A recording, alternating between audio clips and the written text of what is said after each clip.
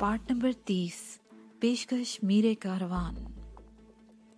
अफसोस तो तुम्हें उन सैकड़ों बेगुनाहों का भी नहीं जिन्हें तुम अब तक मौत के घाट उतार चुके हो, लेकिन अब तुम्हें इन सब का हिसाब देना होगा। मैंने कहा, मैं इन खौफनाक लम्हात को अब तक नहीं भूला हूँ जब मेरे माँ बाप को मौत के घाट उतारा गया था। और फिर सैकड़ों बेगुनाह तुम्हारे हाथों अपनी जिंदगियां गंवा बैठे हैं। तुम्हें किसी का अफसोस नहीं हुआ। तुम तो लाशों पर खड़े होकर कह के लगाते थे। तुमने मुझे एक लम्हे को भी चैन से कहीं टिकने नहीं दिया, और जब मेरे कदम जमीन पर टिके तो तुम भाग खड़े हुए। मैंने भी अहद कर लिया था कि जब तक अपने हाथों से तुम्हारी गर्दन नहीं मरोड़ूंगा, सुकून से नहीं बैठूंगा। और अब फैसले की घड़ी आन पहुंची है। तुम में कभी इतना हौसला नहीं रहा कि सामने आकर मुकाबला कर सको।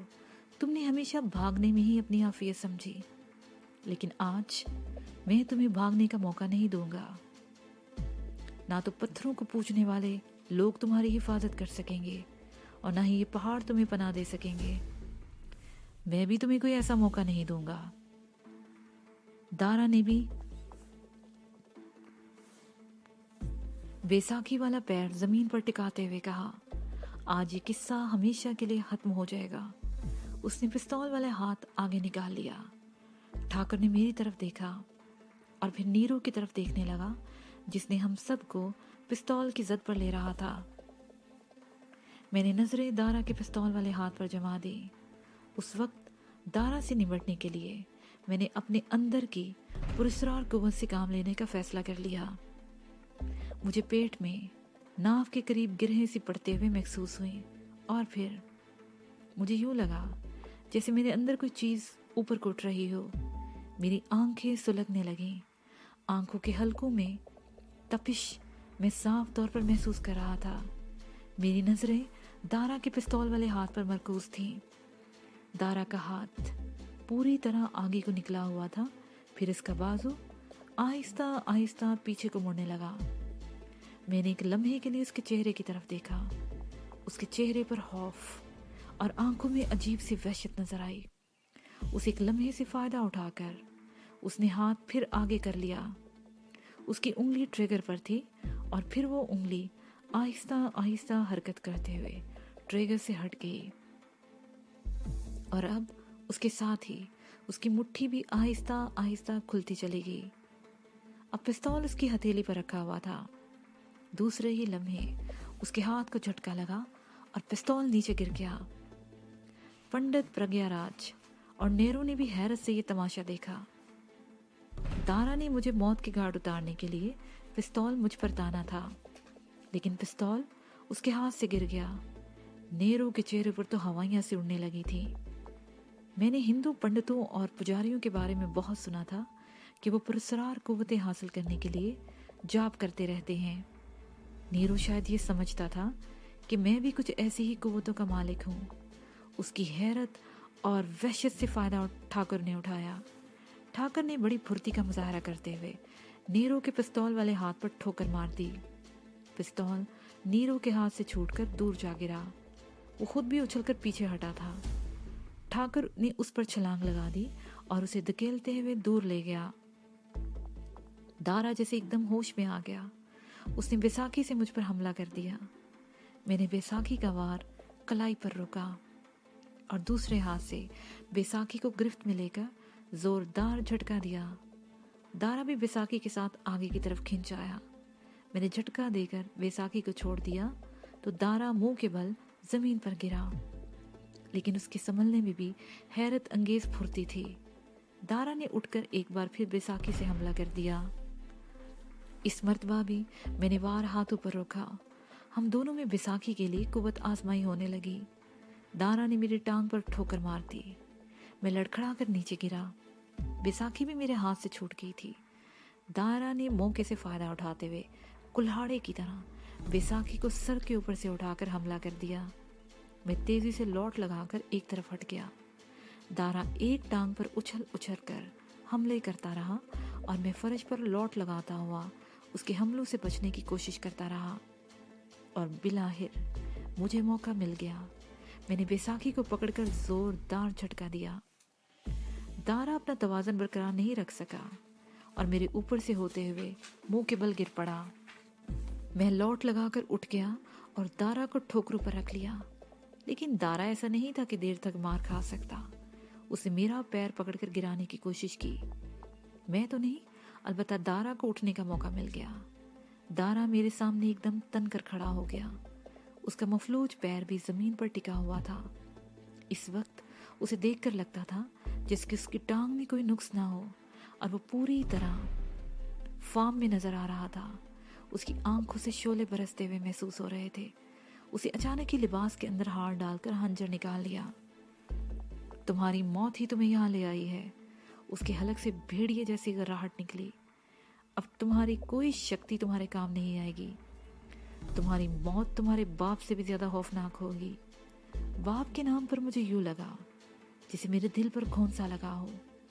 एक लम्हे को वो खौफनाक मंजर मेरी आंखों के सामने घूम गया जब मेरे बाप पर हंजरों के वार किए जा रहे थे।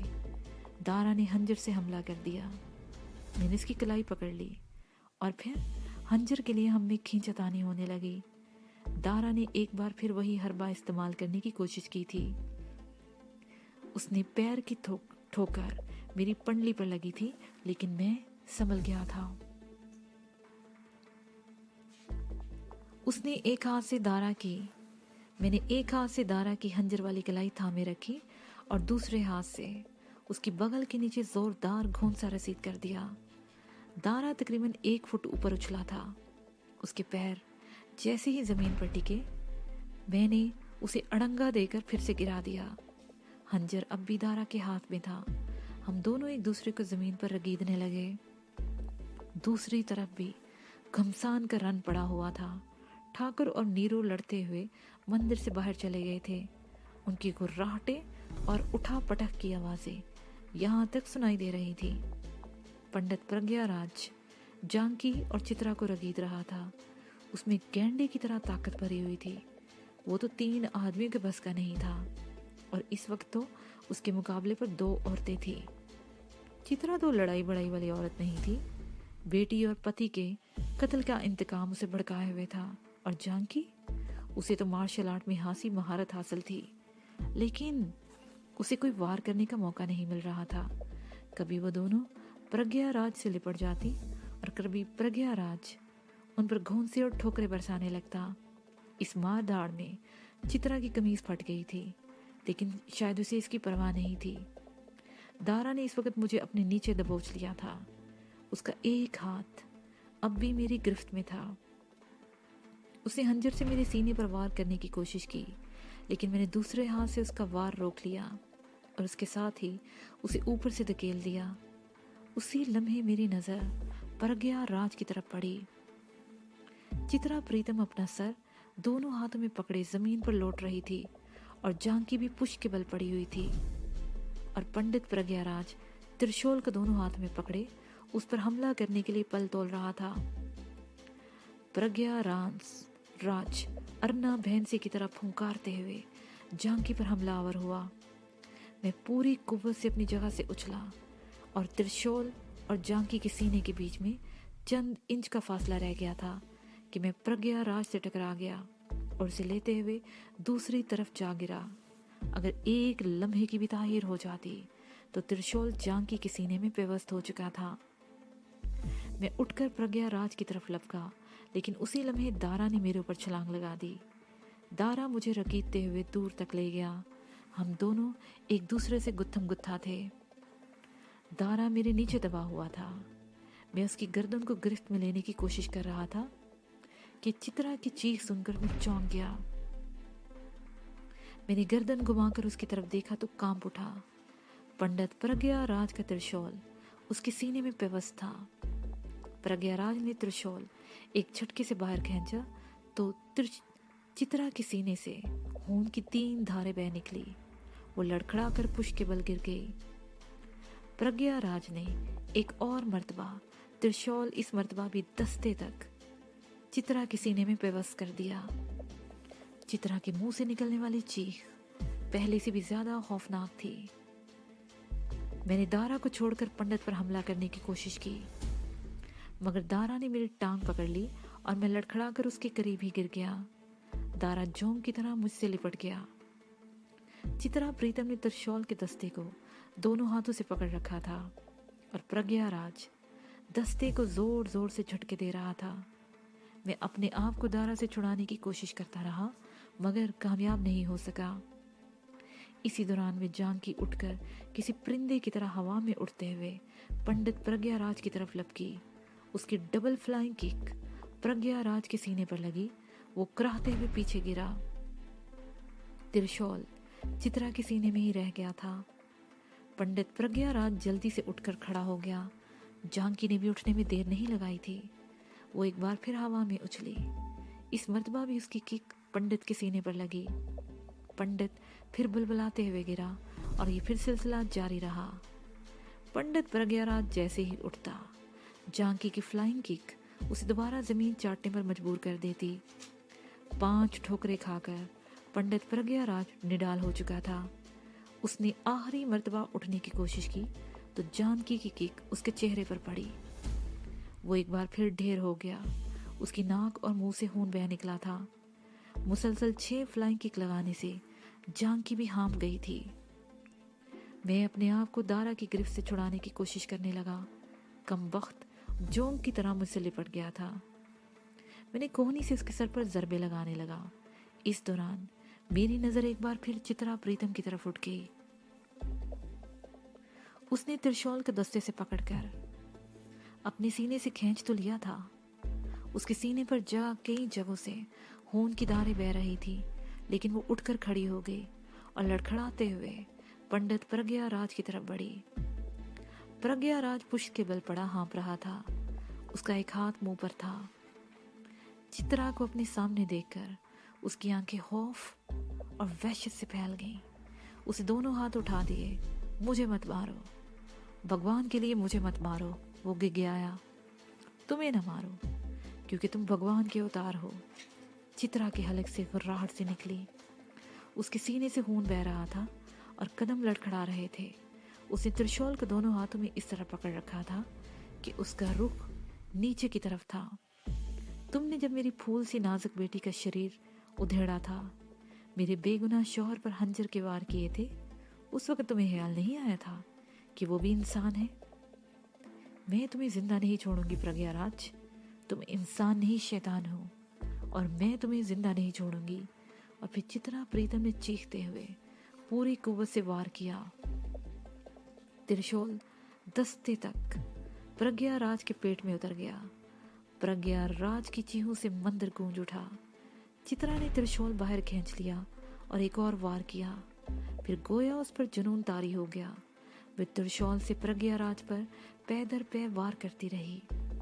प्रज्ञाराज की आंतें पेट से निकलकर बाहर बिखर गई थी और फिर शायद चित्रा की हिम्मत जवाब दे दी। उस वक्त त्रिशूल पंडित और प्रज्ञाराज के सीने में व्यवस्थ था। चित्रा के दोनों हाथ दस्ते पर थे। उसके हाथ दस्ते पर फिसलने लगे और वो नीचे झुकती चली गई। दारा अब भी जोंक की तरह मुझसे लिपटा हुआ था। वो अचानक ही मुझे छोड़कर चंद फुट दूर पड़े हुए पिस्तौल की तरफ लपका, लेकिन उसी वक्त जानकी ने लपक कर उसे ठोकर मारकर वापस पलटकर मंदिर के दरवाजे की तरफ फेंक दिया। मैंने उठने की कोशिश की मगर कामयाब नहीं हो सका। दारा ने मेरे बाएं पहलू पर पै दर पै चंद गोंद से मारे थे, जिससे गुर्दे में दर्द की शदीद लहरें उठने लगी थी और मैं अपने आप को घसीटते हुए चित्रा के करीब ले गया। वो ऊंधी पड़ी थी और जब मैंने इसे सीधा किया तो मेरे मुंह से बेख्तियार गहरा सांस निकल गया। वो खत्म हो चुकी थी। पंडित प्रज्ञाराज भी खत्म हो चुका था। मैंने गर्दन घुमाकर इधर उधर देखा। दारा भाग रहा था और जानकी भी उसके पीछे गई थी। मैं खड़े होकर चंद लम्हे अपना पहलू सहलाता रहा और फिर बाहर की तरफ दौड़ लगा दी। ठाकर अभी तक नीरू से गुत्थम गुत्था था, लेकिन वो इस पोजीशन में था कि नीरू अब उससे नहीं बच सकता था। दारा मैदान के आखिर में उस छोटी इमारत की तरफ भाग रहा था जिसके साथ ही चट्टान काटकर सीढ़ियां बनाई गई थी और उससे आगे ऊपर जाने का तंग सा रास्ता था। जानकी भी दारा के पीछे दौड़ रही थी। मैंने भी उसी तरफ दौड़ लगा दी। दारा हस्बे मामूल फिर राह फरार एहतियार करने की कोशिश कर रहा था, लेकिन मैंने तय कर लिया था कि अब इसे भागने का मौका नहीं दूंगा। दारा सीढ़ियां चढ़कर पथरीले रास्ते में पहुंच गया था। बारिश की वजह से उस ढलान पर हल्का सा पानी बह रहा था। दारा चंद कदम ऊपर गया था कि उसका पैर झाड़ियों में उलझ गया। वो फिसलते हुए 3-4 फुट नीचे आया और फिर ऊपर चढ़ने लगा। उसकी एक टांग पूरी तरह उसका साथ नहीं दे रही थी, लेकिन मुझे उसकी फुर्ती देखकर वाकई हैरत हो रही थी। वो भी 2-3 कदम ऊपर चढ़ा था कि जानकी ने उसे पैर से पकड़कर खींच लिया। दारा फिर चंद फुट नीचे आ गया। उसे दूसरी टांग चला दी। ठोकर जानकी के कंधे पर लगी।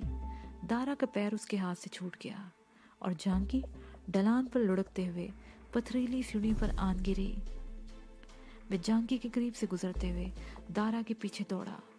वो इस दौरान में तकरीबन 50 फुट ऊपर पहुंच चुका था। गीले पत्थरों और झाड़ियों में मेरा पैर भी बार बार फिसल रहा था। मैं कभी पहाड़ियां पकड़कर और कभी पत्थरों के सहारे ऊपर चढ़ता रहा। एक मर्तबा मुड़कर देखा तो जानकी भी मेरे पीछे आ रही थी। तकरीबन 100 फुट मजीद ऊपर जाकर दारा मेरी नजरों से ओझल हो गया। मैं तेजी से ऊपर चढ़ने लगा। मैंने सिर्फ एक बात सोच रखी थी कि अगर दारा मेरे हाथ से निकल गया तो दोबारा उससे कभी सामना नहीं हो सकेगा। इस तंग से पथरीले रास्ते के एहतमाम पर एक मुख्तसर सा मैदान था जिसके इतराफ में चट्टानें थीं।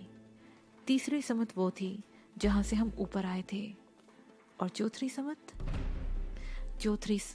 सिमत में सैकड़ों फीट गहरा खड्ड था। एक चट्टान तो बिल्कुल अमूदी थी जिसके ऊपर से पानी का नाला से गिर रहा था। ये परनाला पत्थरों में गिर रहा था और पानी वहीं जमीन में गायब हो रहा था, जबकि दूसरी चट्टान ऐसी थी कि उस पर आसानी से चढ़ा जा सकता था।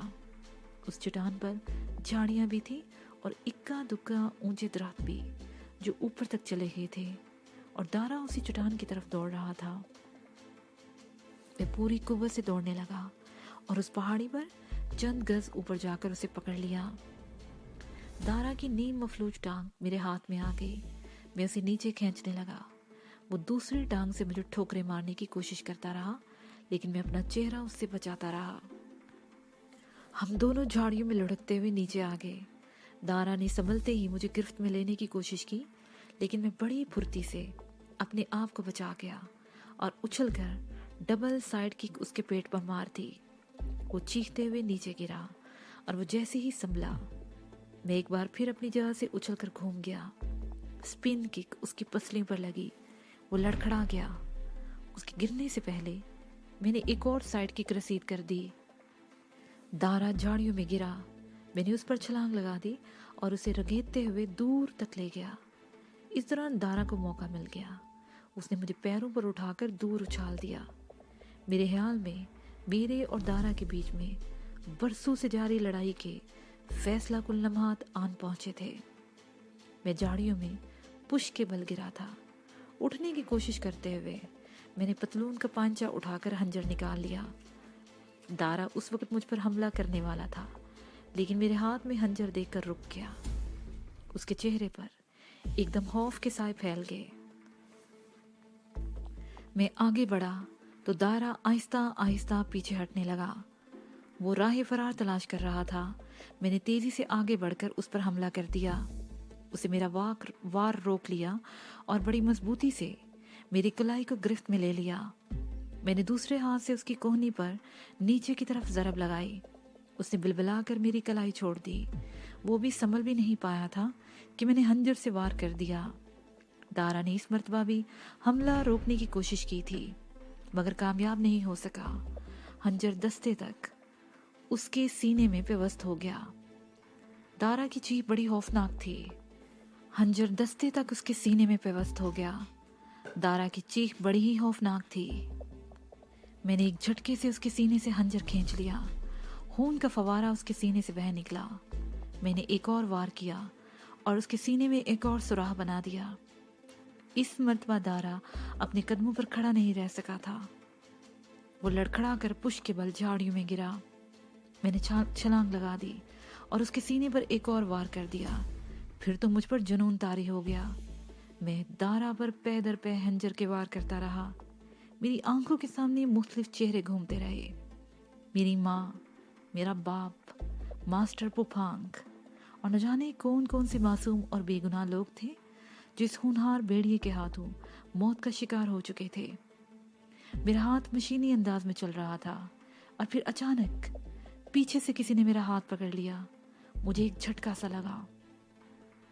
वो ठाकुर था जो मुझे पकड़कर खींचते हुए वहां से दूर ले गया। चट्टान के किनारे पर जानकी भी खड़ी थी। ठाकुर मुझे ले जाकर उसके करीब रुक गया।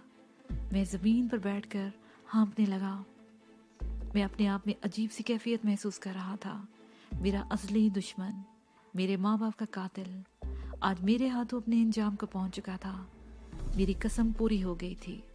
अब अगर मुझे मौत भी आ जाती तो मुझे परवाह नहीं थी। जानकी और ठाकुर भी मेरे करीब बैठे हुए थे। ठाकुर मेरा कंधा थपथपा रहा था और जानकी मेरे बालों में उंगलियां फेर रही थी। अचानक आहट सुनकर हम तीनों चौंक पड़े। जब मैंने गर्दन घुमाकर देखा तो मेरा दिल उछलकर हलक में आ गया। दारा मेरा हंजर हाथ में पकड़े लड़खड़ाते हुए हमारी तरफ आ रहा था। मेरा हंजर दस्ते तक पेवस्त उसके सीने में रह गया था। मैंने उस पर हंजर से इतने वार किए थे कि उसकी आंतें तक बाहर को निकल आई थी, लेकिन वो मरा नहीं था। उसने हंजर पेट से निकाल लिया था और हमला करने के लिए हमारी तरफ आ रहा था। आंतें उसके कटे हुए पेट से निकलकर नीचे लटकी हुई थी। जानकी उसे देखकर चीख उठी। हमारे और दारा के दरमियान सिर्फ 3-4 गज का फासला था। ठाकर मुझे धकेलकर एक तरफ ले गया। जानकी ने भी उठकर एक तरफ हटने की कोशिश की, लेकिन पत्थरों पर उसका पैर रपट गया और वो लड़खड़ाकर मुंह के बल गिरी। इससे पहले कि वो उठकर पूरी तरह संभल सकती, दारा उसके सर पर पहुंच चुका था। दारा का चेहरा बहुत ही भयानक हो रहा था। वो खौफनाक अफरीद की तरह जानकी पर हमला हुआ। जानकी ने संभलने की कोशिश की, लेकिन फिर लड़खड़ा गई। दारा के हाथ में पकड़ा हुआ हंजर उसके पेट में प्रविष्ट हो गया। जानकी की चीख बड़ी ही खौफनाक थी। मैं और ठाकुर उठकर उनकी तरफ लपके। दारा जानकी से लिपट गया और उसे अपने साथ लेता हुआ रगीदते हुए चट्टान के किनारे की तरफ ले गया। मेरे दिमाग में धमाके होने लगे। मैं अपनी जगह से छलांग लगा दी। दारा की टांग मेरे हाथ में से निकल आ गई थी। दारा जानकी को अपने साथ लिपटाए खड़ के ऐन किनारे पर पहुंच चुका था। मैंने एक बार फिर छलांग लगा दी। इस मर्तबा दारा का एक पैर मेरे हाथ में आ गया, लेकिन उसका दूसरा पैर जमीन छोड़ चुका था। वो जानकी को साथ लिए चट्टान का किनारा छोड़ चुका था। मैं उसके साथ घिसट रहा था कि अचानक ठाकुर ने मेरी टांग पकड़ ली। मैं एक झटके से रुक गया और दारा का पैर मेरे हाथ से निकल गया। जानकी की वो आखिरी चीख बड़ी ही खौफनाक थी। कोहमालिया की चट्टानों में देर तक गूंजती रही। ठाकुर मुझे पकड़कर घसीटते हुए खड़ के किनारे से पीछे ले गया। मैं अपने आप को छुड़ाने की कोशिश करता रहा, लेकिन ठाकुर ने मुझे बड़ी सख्ती से गिरफ्त में ले रखा था। उस वक्त अगर ठाकुर मेरी टांग न पकड़ लेता तो मैं भी उन दोनों के साथ उन चट्टानों की अमीर गहराइयों में पहुंच चुका होता। तकरीबन 10 मिनट बाद ठाकुर ने मुझे छोड़ दिया और हम उस चट्टान के किनारे पर पहुंचकर नीचे झांकने लगे। नीचे तकरीबन 200 फुट गहराई में पत्थरों पर जानकी की शिकस्ता लाश पड़ी हुई थी। मेरा दिमाग घूम गया। आंखों के सामने तारीकी छाने लगी। मैं अपनी जगह पर खड़े खड़े लहराया तो ठाकुर बड़ी तेजी से मुझे खींचते हुए पीछे ले गया। मेरी टांगें बेजान हो गई। मेरी आंखों के सामने जानकी नीचे गिरी थी। फिर मुझे किसी बात का होश नहीं रहा और मैं ठाकुर की बाहों में झूल गया। नया पैराग्राफ। मेरे हवास आधे घंटे बाद बहाल हुए थे। दारा वाकई शैतान था, अफरीद, जिसने मरते मरते भी जानकी जैसी एक इंसान की जान ले ली थी वो खौफनाक मंजर बार बार मेरी आंखों के सामने घूम रहा था। मैं जानकी को नहीं बचा सका था। मैं फूट फूट कर रोने लगा। ठाकर ने मुझे अपने सीने से लपटा लिया और मुझे दिलासा देने लगा। वो खुद भी रो रहा था। मेरा और जानकी का साथ कई साल रहा था। थाई की तरह उसने भी मेरी हाथ अपना सब कुछ लुटा दिया था और बिलाहिर जान भी दे दी थी। हम तकरीबन 2 घंटे तक उन पहाड़ों में नीचे उतरने का रास्ता तलाश करते रहे, लेकिन चट्टानें बिल्कुल आमूदी थी। दूर दूर तक कहीं कोई ऐसी जगह नजर नहीं आई जहां से नीचे उतरने की कोशिश की जा सकती। एक जगह पर मैंने उतरने की कोशिश की थी, मगर ठाकर ने मुझे रोक दिया था। किसी भी तरफ से नीचे उतरने की कोशिश करना खुदकुशी के मुतरादिफ था। हम फिर उसी जगह पर आ गए और मैं किनारे पर झुककर नीचे झांकने लगा। 200 फुट नीचे पत्थरों पर जानकी की लाश तो नजर आ रही थी। उसे कपड़ों से शिनाख्त किया जा सकता था, लेकिन दारा की लाश कहीं दिखाई नहीं दे रही थी। वो भी किसी पत्थर की आड़ में या झाड़ियों में पड़ी होगी। मैं देर तक जानकी की लाश को देखता रहा। उसने मेरे लिए जान दे दी थी, लेकिन मैं उसके लिए कुछ नहीं कर सका था। अपने आप को इस काबिल नहीं पा रहा था कि मैं उसकी आखिरी रस्मात अंजाम दे सकूं। अचानक ही बारिश शुरू हो गई। ठाकर ने मुझे सहारा देकर उठाया। मैंने आखिरी मर्तबा जानकी की लाश की तरफ देखा और ठाकुर के साथ ढलान उतरने लगा। जब हम ढलान के एख्तिताम पर पत्थर की सीढ़ियों पर पहुंचे तो बारिश तेज हो चुकी थी। हम मंदिर की तरफ दौड़ने लगे। नीरू की लाश मैदान में पड़ी थी।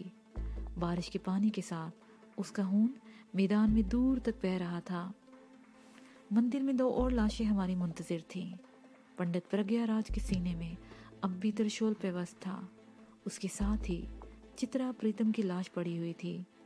उसने अपनी बेटी और शोहर का इंतकाम ले लिया था और खुद भी इस पापी संसार से बहुत दूर चली गई थी। बाहर बारिश बहुत तेज हो गई थी। बारिश के शोर में अचानक मैं एक आवाज सुनकर चौंक गया। मैंने ठाकुर की तरफ देखा। उसकी आंखों में भी उलझन तैरने लगी। उसने भी वो आवाज सुन ली थी जिसने मुझे चौंका दिया था। बारिश के शोर में ये अंदाजा लगाना दुश्वार था कि सिसकियों की वो आवाज किस तरफ से आ रही थी। और फिर अचानक ही मेरे दिमाग में झमाका सा हुआ।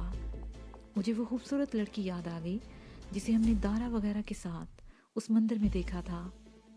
मैंने एक बार फिर ठाकुर की तरफ देखा। ठाकुर चंद लम्हे मेरी तरफ देखता रहा और फिर इधर उधर देखते हुए ऊंची आवाज में बोला, ए कहाँ हो तुम?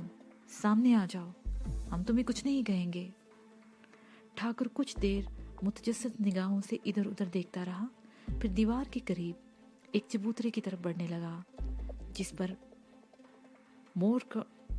पर मूर्ति का बना हुआ पत्थर पड़ा हुआ था। ठाकुर घूमकर उस चबूतरे की दूसरी तरफ चला गया। वो झुककर मेरी निगाहों से ओझल हो गया। जब वो वापस आया तो वो लड़की उसके साथ थी। ठाकुर ने उसका बाजू पकड़ रखा था। वो बेहद हसीन लड़की थी, लेकिन खौफ से उसका चेहरा मुरझा गया था। आंखें सुर्ख हो रही थीं, जिसे अंदाजा होता था कि वो देर तक रो रही थी। हमने मंदिर के अंदर दाखिल होने के थोड़ी देर बाद उसे बालकनी में दारा के साथ देखा था और फिर ये उनके साथ नीचे भी आई थी। और जब लड़ाई शुरू हुई थी तो मैंने उसे नज़रअंदाज कर दिया था और वो भी शायद डर कर उस चबूतरे के पीछे छुप गई थी और आखिर वक्त तक हमें नज़र नहीं आई थी। हमारे जाने के बाद उसने शायद ये लाशें देखी थी और खौफजदा होकर चबूतरे के पीछे बैठकर रोने लगी थी। अगर उसकी सिसकियाँ सुनाई न देती तो शायद अब भी हमें उसका ख्याल ना आता। वो सर्दी और खौफ से होले होले कांप रही थी। ठाकुर उसे लेकर सतून के दूसरी तरफ बैठ गया ताकि लाशों पर उसकी नजर न पड़ सके। मैं भी उनके करीब पहुंच गया। ठाकुर उसे तसल्लियां दे रहा था कि हम उसे नुकसान नहीं पहुंचाएंगे, उसे हमसे डरने की कोई ज़रूरत नहीं।